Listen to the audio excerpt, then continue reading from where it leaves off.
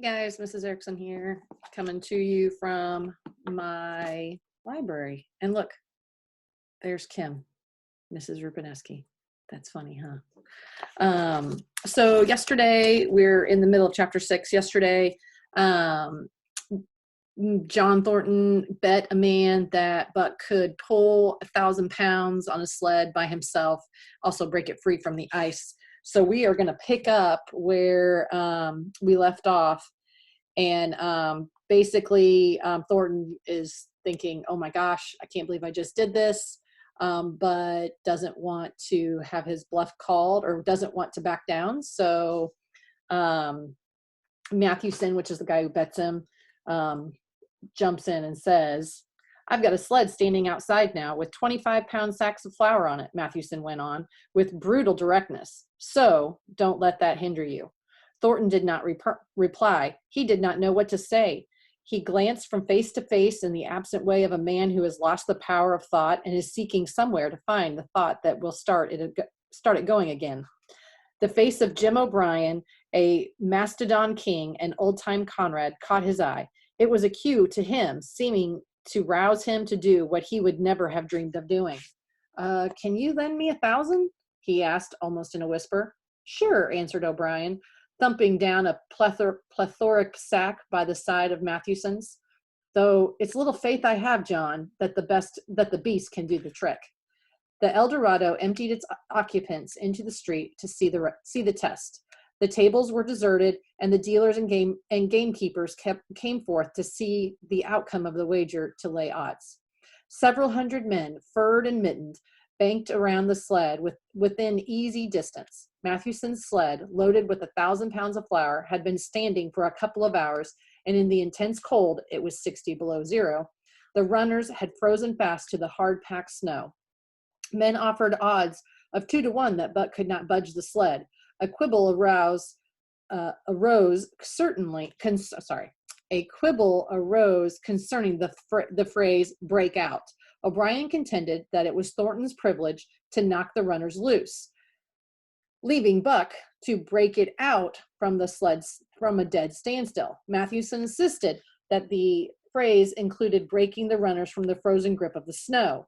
A majority of the men who had witnessed the making of the bet decided in his favor, whereat the odds went up 3 to 1 against Buck. There were no takers. Not a man believed him capable of the feat. Thornton had been hurried into the wager, heavy with doubt, and now that he looked at the sled itself, the concrete fact, with the regular team of 10 dogs curled up in the snow before it, the more impossible the task appeared. Matthewson waxed jubilant. 3 to 1, he exclaimed. I'll lay you another 1,000 on that figure, Thornton. What do you say? Thornton's doubt was strong in his face, but his fighting spirit was aroused, the fighting spirit that soared above odds, failed to recognize the impossible, and is deaf to all save the clamor of battle. He called Hans and Pete to him. Their socks were slim, and there were, turning a light on so I can actually see. And with his own, the 3 partners could rake together only $200. In the ebb of their fortunes, this sum was their total capital. Yet they laid it unhesitatingly against Matthewson's 600. The team of 10 dogs was unhitched, and Buck, with his own harness, was put into the sled. He had caught the contagion of the excitement, and he felt that in some way he must do a great thing for John Thornton. Murmurs of admiration at his splendid condition, without any ounce of superfluous flesh, and the 150 pounds that he weighed were so many pounds of grit and virility. His furry coat shone with the sheen of silk. Down the neck and across the shoulders, his mane, in repose as it was, half bristled and seemed to lift with every movement, as though excess of vigor made each particular hair alive and active. The great breast and heavy forelegs were no more than in proportion to the rest of the body, where the muscles showed in tight rolls underneath the skin. Men felt these muscles and proclaimed them hard as iron, and the odds went down to 2 to 1. Gad, sir, stuttered a member of the latest dynasty, a king of the Skookum benches. I offer you 800 for him, sir, before the test, sir. 800, just as he stands. Thornton shook his head and stepped to Buck's side. You must stand off from him, Mathewson protested. Free play and plenty of room. The crowd fell silent. Only could be heard the voices of the gamblers vainly offering 2 to 1. Everybody acknowledged Buck a magnificent animal, but 20 50-pound sacks of flour bulked too large in their eyes for them to loosen 3 pouch strings. Not 3. For them to loosen their pouch strings. Thornton knelt down by Buck's side. He took his head in his 2 hands and rested cheek to cheek. He did not playfully shake him as he is wont, or murmur soft love curses, but he whispered in his ear, "As you love me, Buck, as you love me," was what he whispered. Buck whined with suppressed eagerness. The crowd was watching curiously. The affair was growing mysterious. It seemed like a conjuration. As Thornton got to his feet, Buck seized his mittened hand between his jaw, pressed it with his teeth, and released slowly, half reluctantly. It was the answer in terms, not of speech, of love. Thornton stepped well back. Now, Buck, he said. Buck tightened the traces, then slacked them for a matter of several inches. It was the way he had learned. Gee, Thornton's voice rang out, sharp in the tense silence.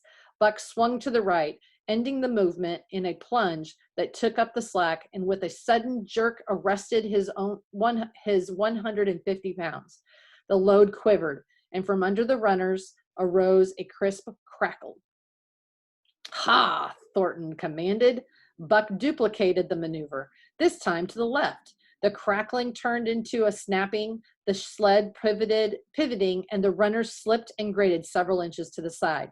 The sled was broken out. Men were holding their breaths intensely, unconscious of the fact.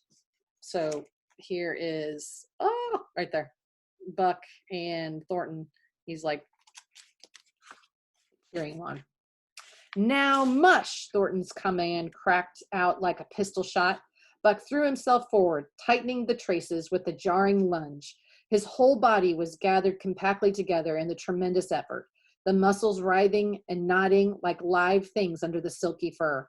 His great chest was low to the ground, his head forward and down, while his feet were flying like mad, the claws scarring the hard-packed snow in parallel grooves. The sled swayed and trembled, half started forward.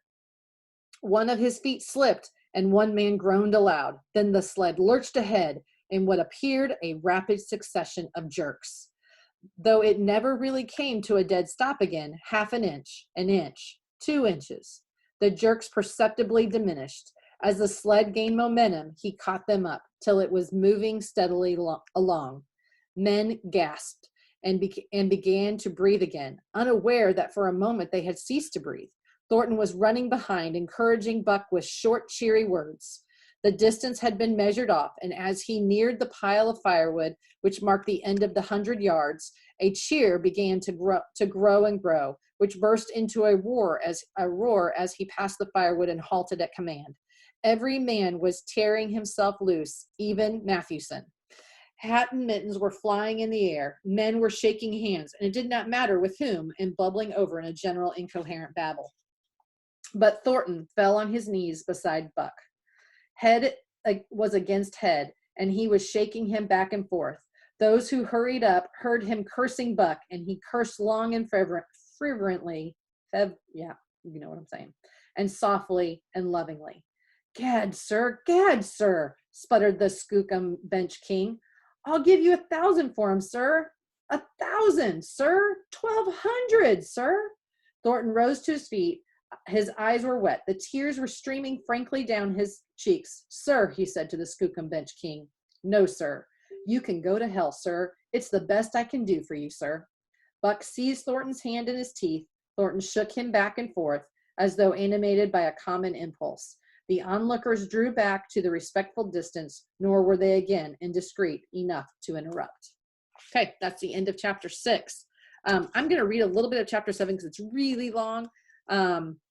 just to kind of give us an idea of where we're going with this, and then I'll find a stopping place here in a few pages. Chapter 7, the sounding of the call.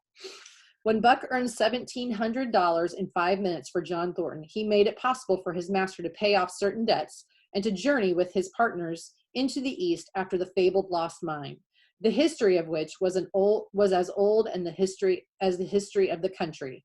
Many men had sought it, few had found it, and more than a few there were who had never returned from the quest. This lost mine was steeped in tragedy and shrouded in mystery. No one knew of the first man.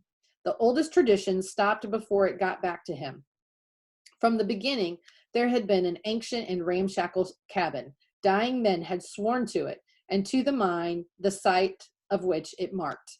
Clinching their testimony with nuggets, they were unlike any known grade of gold in the Northland. But no living man had looted this treasure house, and the dead were dead. Wherefore John Thornton and Pete and Hans, with Buck and a half dozen other dogs, faced into the east at an unknown trail to achieve where men and dogs as good as themselves had failed. They sledded 70 miles up the Yukon, swung to the left into the Stewart River, past the Mayo and McQuestion, and held on until the Stewart itself became a streamlet, threading the upstanding peaks which marked the backbone of the continent. John Thornton asked little of man or nature. He was unafraid of the wild. With a handful of salt and a rifle, he could plunge into the wilderness and fare wherever he pleased, as long as he pleased. Being is no haste, Indian fashion. He hunted his dinner in the course of the day's travel, and if he failed to find it, like the Indians, he kept on traveling, secure in the knowledge that sooner or later he would come to it. So on this great journey into the East, straight meat was the bill of the fare. Ammunition and tools principally made up the load on the sled, and the time card was drawn upon the limitless future. To Buck, it was boundless delight, this hunting, fishing, and indefinite wandering through strange places. For weeks at a time, they would hold on steadily, day after day, and for weeks upon end, they would camp here and there, the dogs loafing and the men burning holes through frozen muck and gravel and washing countless pans of dirt by the heat of the fire. Sometimes they went hungry, sometimes they feasted riotously, all according to the abundance of game and the fortune of hunting. Summer arrived, and dogs and men packed on their backs, rafted across blue mountain lakes, and descended or ascended unknown rivers in slender boats whipshod from the standing forest. 2 months came and went, and back and forth they twisted through the uncharted vastness where no men were, and yet where men had been, if the lost cabin were true. They went across divides and summer blizzards, shivered under the midnight sun on naked mountains, between the timberline and the eternal snow, dropping into summer valleys amid swarming gnats and flies, and in the shadows of glaciers picked strawberries and flowers as ripe and fair as any the Southland could boast.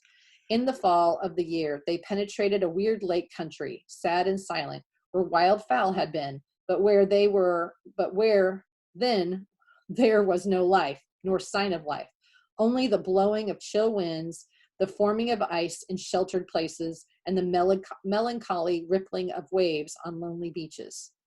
And through another winter, they wandered on, the obliterated trails of men who had gone before. Once they came upon a path blazed through the forest, an ancient path, and the lost cabin seemed very near. But the path began nowhere and ended nowhere, and it remained mystery, as the men who made it and the reason he made it remained mystery. Another time they chanced upon the time-graven wreckage of a hunting lodge, and amid the shreds of rotted blankets, John Thornton found a long-barreled flintlock. He knew it for a Hudson Bay Company gun of the young days in the Northwest, when such a gun was worth its height in beaver skins packed flat. And that was all. No hint as to the man who, in an early day, had reared the lodge and left the gun among the blankets. Okay, I'm going to stop there. We will see you guys again tomorrow. Have a good one.